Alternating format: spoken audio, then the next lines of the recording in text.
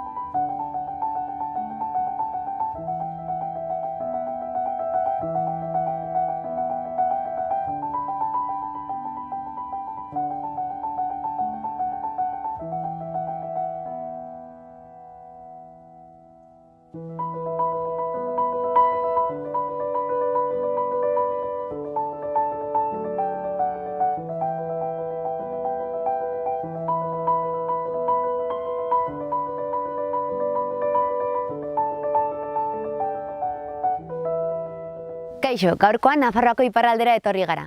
Baztan eta Urdazubi zeharkatzen dituen orabideko erreka ezagutzera. Arxuriko zoikastegiarekin batera 181 hektaria dituen kontserbazio bereziko gunea osatzen dute. Eta 2014 urtean jaso zuten izendaketa hau. Azalera honen 171 aristiz eta sasiz osatua dago, baina gaurkoan Orabideko erreka eta honen urremailea den Iriarteko erreka izango dira azalpenen ardatz.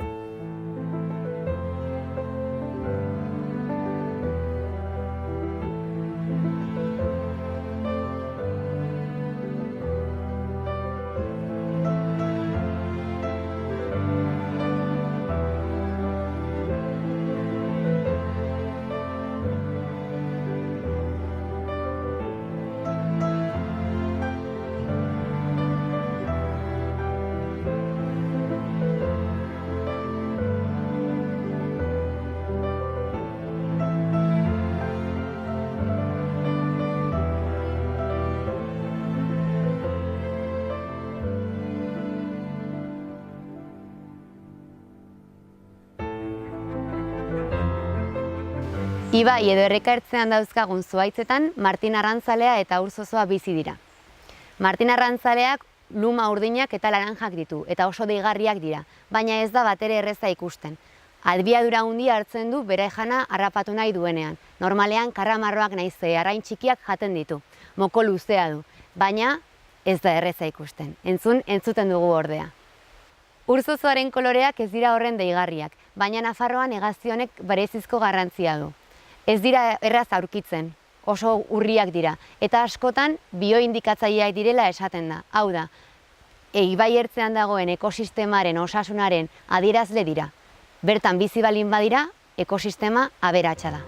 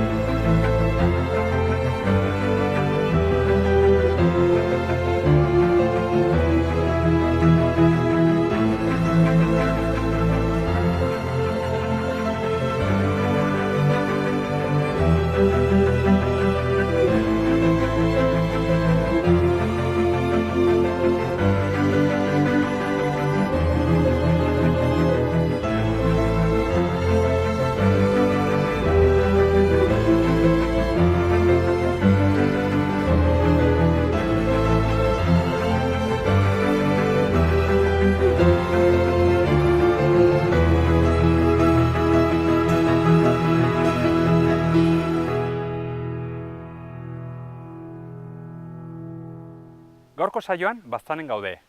Amaiur eta Arizkungo herriak ezagutuko ditugu.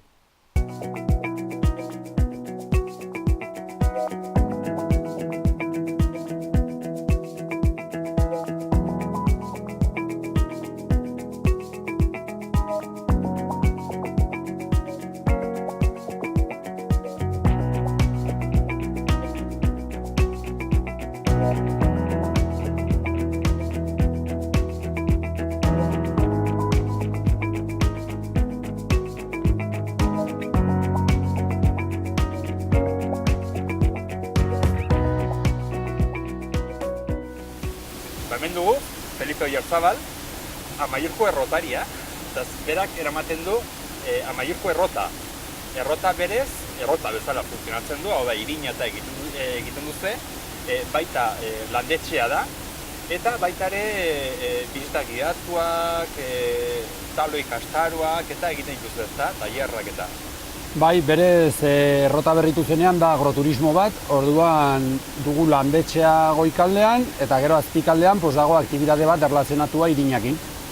Ditugu bisita gidatuak errotari eta gero aurrei erakasten diegu nola egin behar den irina, nola egiten dugu masa, gero egiten dute talo bat bakoitza eta jaten dute beraiek egina.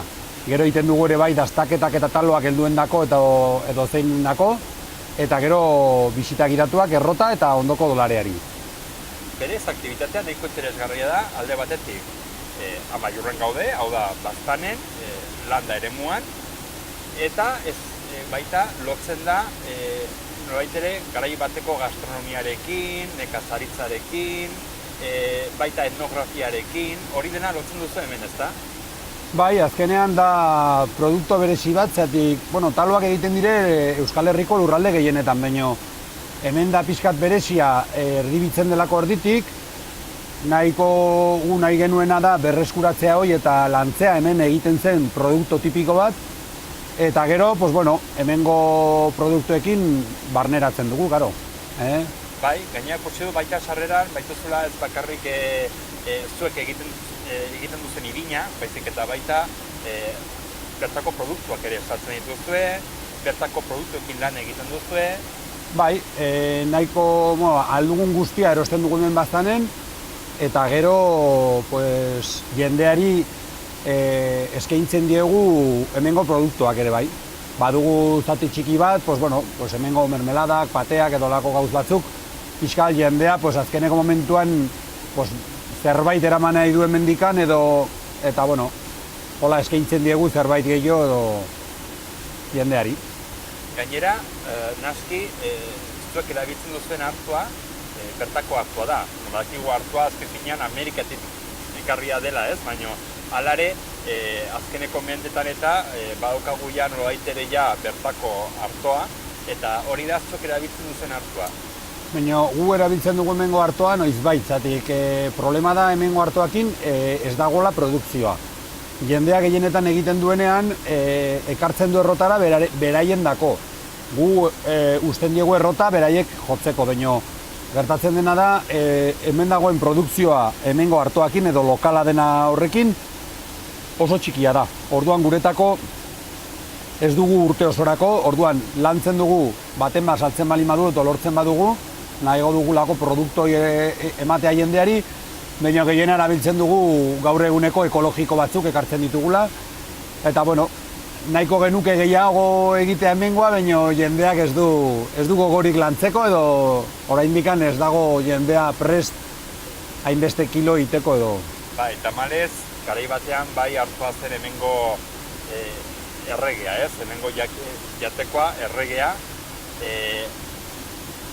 azpasoro pila bat ziren, ia hemengo belai guztietan hartua landatzen zuten, baina gaur egun ja naski merkeago ateratzen da, kanpotik ekartzea. Erregadiotan, tablakotan jartzea, orain gaur eguneko hibridoak dute kriston produkzioa. Gu kanpotik ekartzen dugu, zatik gehiena hemen Nafarroan dena transgenikoa da eta gu horrekin ez dugu lan egiten.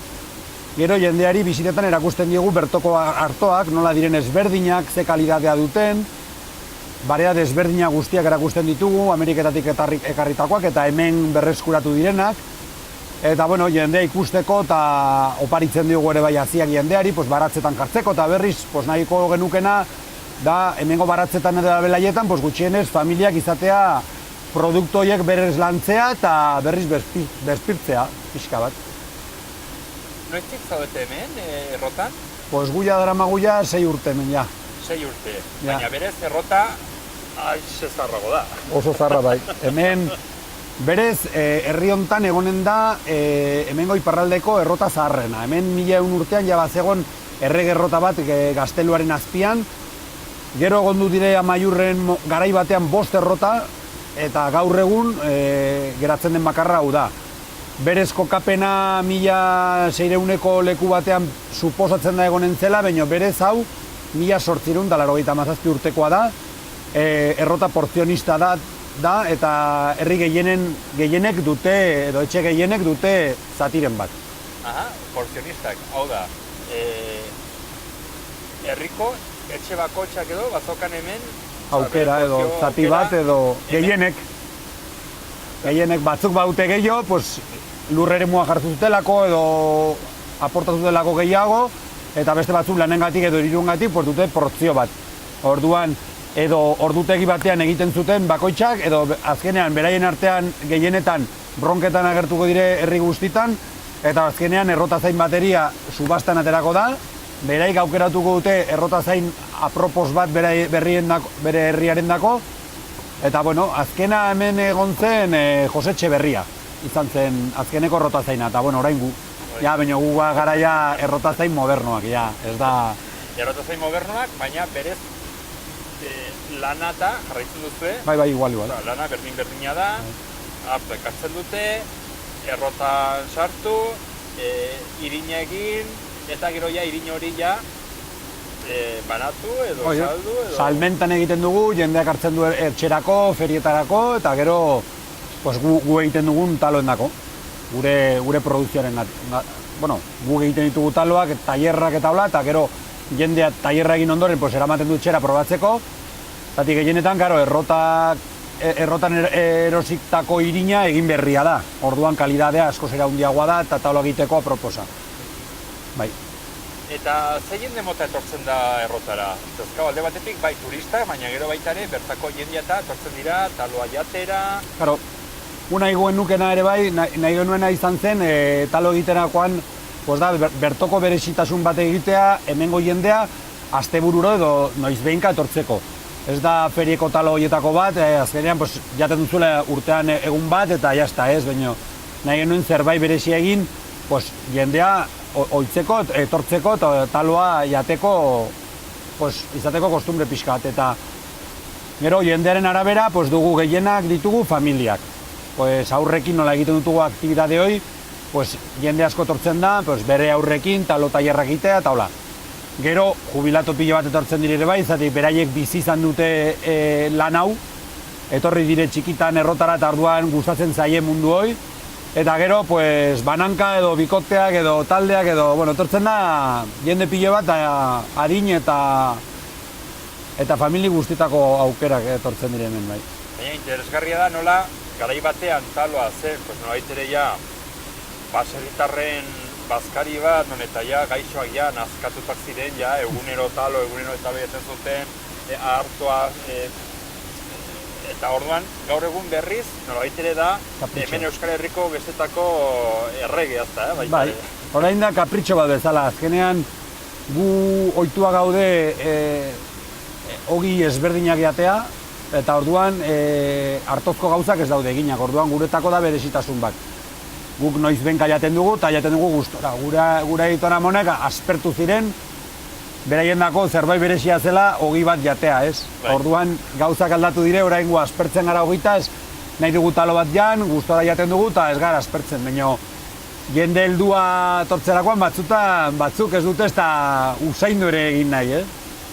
Baina, errotaz gain baita ere, herria eta baita ere ikusten duzu ez da, bizitak egiten duzu eta... Egiten dugu herria eta gazteluko bizitak, orain ja udan inbarda taldeak sortu, gero urtean zehar autobusak, eskolak eta holako jendea etortzen da, eta erakusten dugu pixkat herria, nola diren etxeak, ze nola antolatzen den baztan, eta gero ze berezitasunak ditugu hemen baztanen, eta gero gure Nafarroko resumeren azkeneko guda hoien historioak, eta gero bertan nahi arantzatik egindako indauzketetan, joaten gara ikusteko jendeak zer geratu den, ze garaikoak diren, eta nola pixkat beraien buruan ikusteko pixka bat nola izan duzen guda hoi. Gaztelua nola zen eta guda ere baita. Guda ere bai.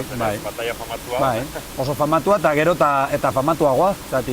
Orain gainera ja adostua dago Nafarroko gobernuakin eta arantzadiekin hemengo museoa egitea, eta orain diru laguntzekin eta hola, nola aurreratzen den gauzoi, eta polita izanen da Euskal Herriko jende pilo bat etortzea ona gure erresumaren historioa, Euskaldunen historioa ezagutzera. Mila esker, Felipe. Bale, zuei, ondo pasa eta etorri zaitez nahi duzen montuan. Mila esker. Venga, gero arte.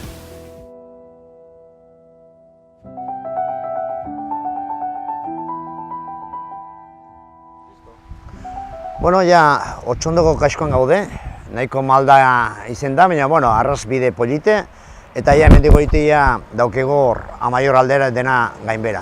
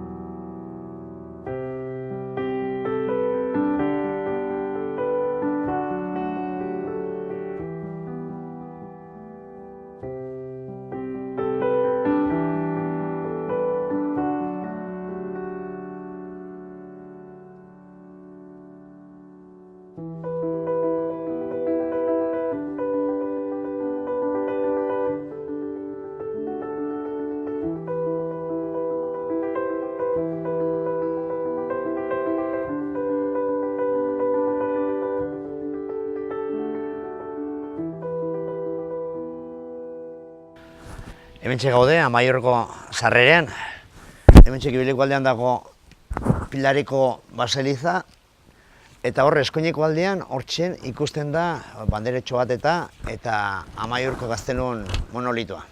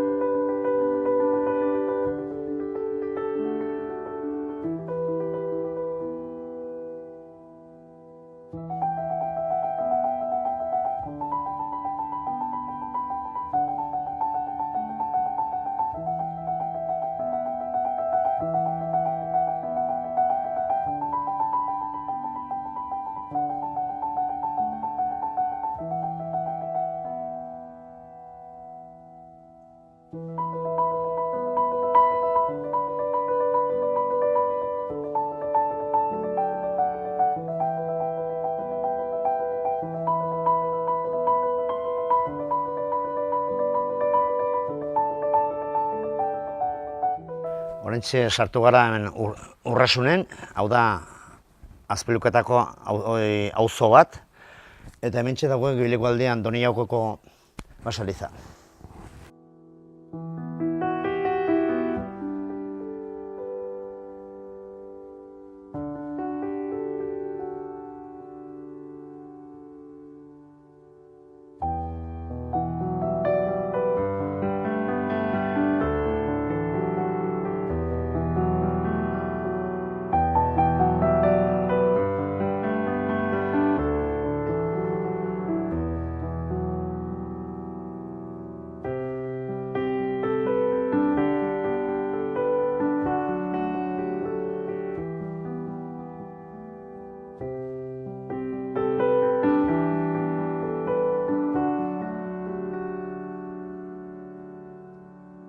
Orduan, kudeatzerako orduan, gaur egun supeatzut behintzat leku bestu hauetan, kudeaketa kontrolatu bat egongo dela.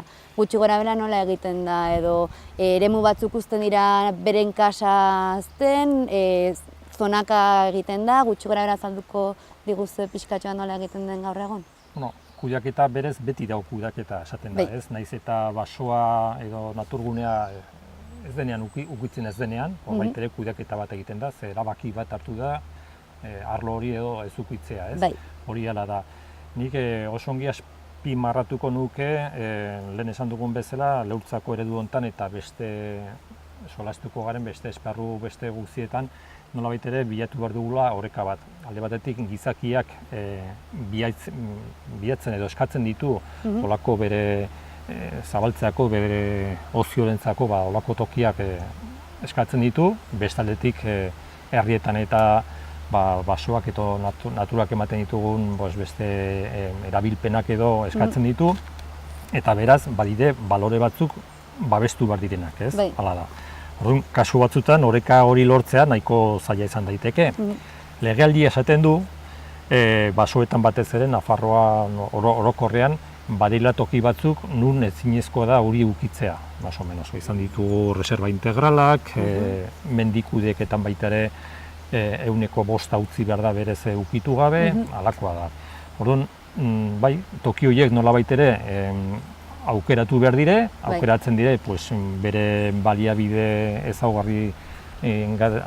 ezaugarri berezi horiengatik, eta nolabait ere egiten dire kudeaketa plan batzuk egiten diren, Dokumentu horietan aipatzen den zentokik izan behar dire babespen gehiago sufritzen dutenak edo eta zeinek izan daitezke erabilpen produktiboagoak edo beste erabilpen batzuk izan daitezke.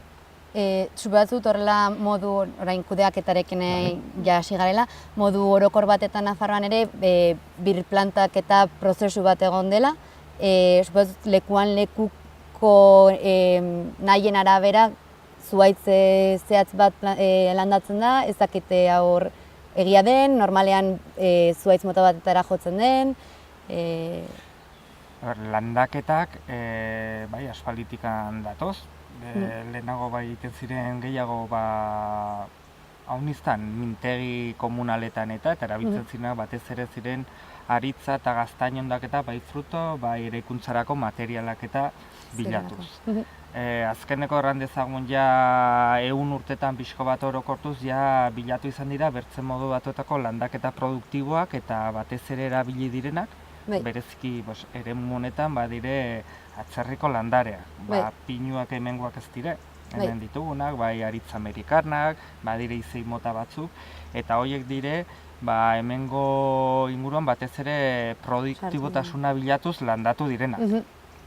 Horietako mota batzuk, horietako nagusitako bat, orain gaitzak jota dago, eta bere azalera ere gutxitzen ari da, baina orokorren errandezugun Nafarroan bederen landaketa horiek, neurri edo bazalera mugatu bat betetzen dutena, batez ere bertako basoak, ingun honetan, Pirineo Atlantiko arlo honetan, ariztiak eta pagadiak direlako nagusi. Horrek ez du erranei bertako aritz eta pagadietan ezin dela erabilera edo kudeaketa produktibo bat bilatuz egin edozein motako aktuazioak, baino beraien bergenerazioa, beraien kudeaketa eta ez dator landaketa baten ondorioz batetan normalean erregenerazio natural bat bilatuz sortu dena, berezkoa edo berezkoa bultzatuz bederen. Hor, basogintzan, igual bada bai azpimarratu daitekela azkeneko hamarkadetan, igual egon den aldaketa ez, eta Natura 2000 sareko kudeaketa planetan hori asko azpimarratzen da ere ez.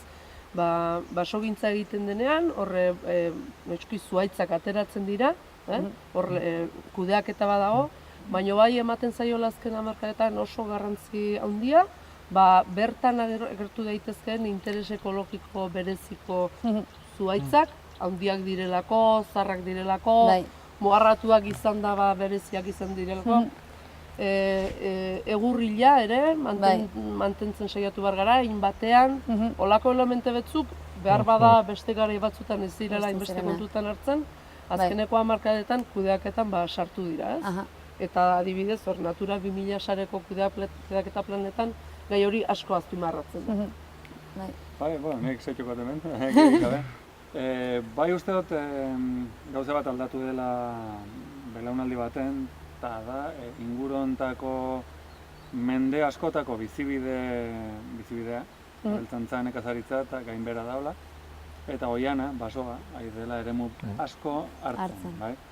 Garai bateko historiak, garotokiak edo nahi duzen bezala, larreak, leku irekiak izten nahi dira, leku askotan.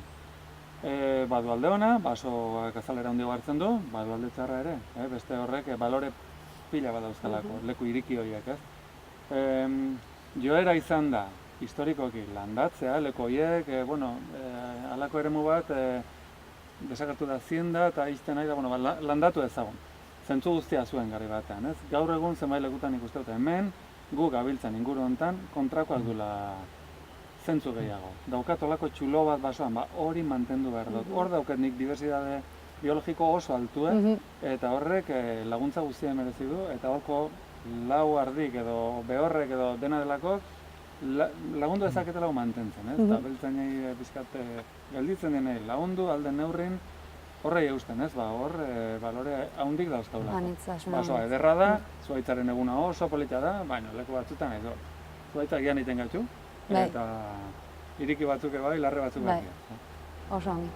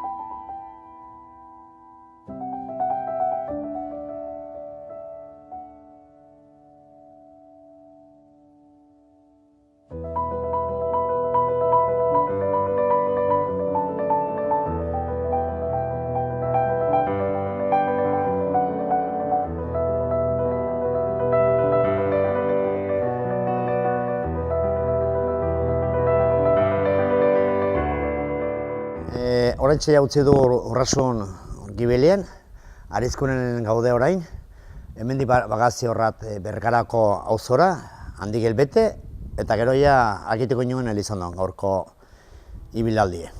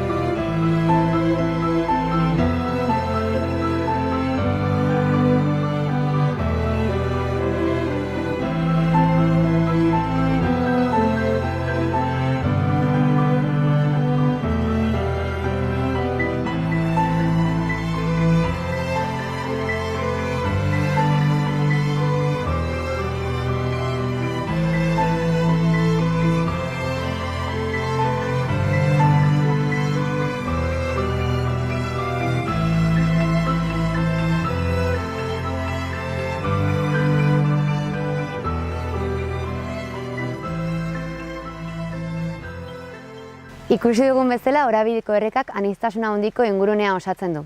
Zonalde garaietan ariztiak eta pagadiak dira ugari, eta zuhaitz helduek eta lepatuek animalientzako babesleku bikaina izango dira.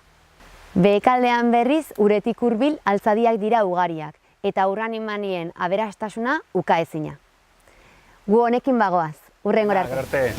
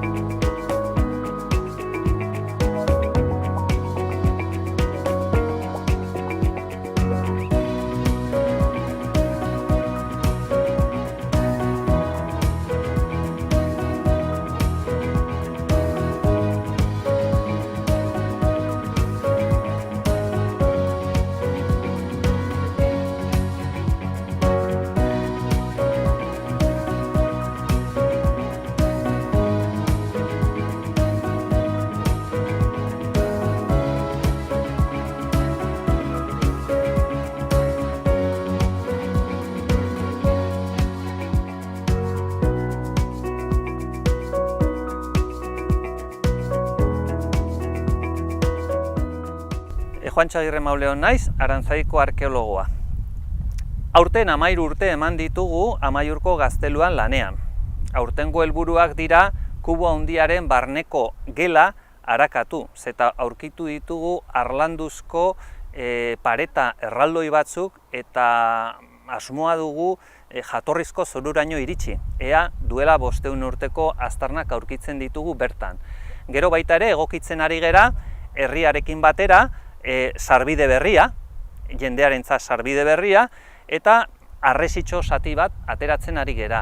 Guzti honekin erdi bukatutzak ematen ari gara gazteluan egiten ari garen lanak. Gero mantenduko lanak etorriko dira, panel berriak jarri, eta baita ere, nola baita ere, orain harriz beteri dagoena, botatako harri guzti horien gainean, belaiak egin nahi ditugu.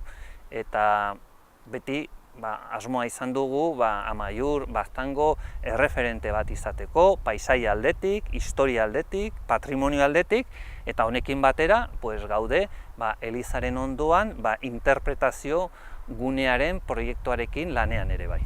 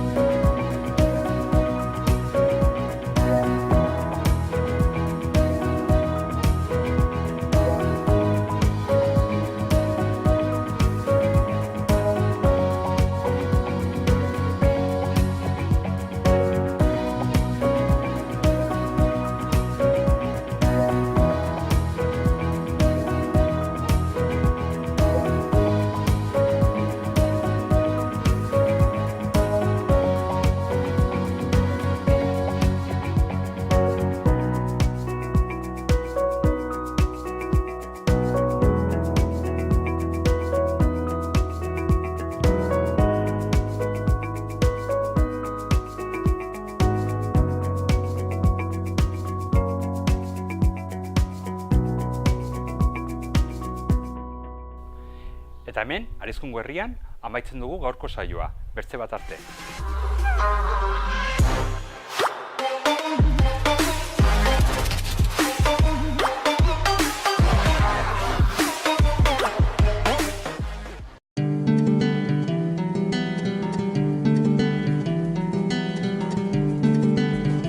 Saio hau Nafarroako gobernuak diruz lagundu du.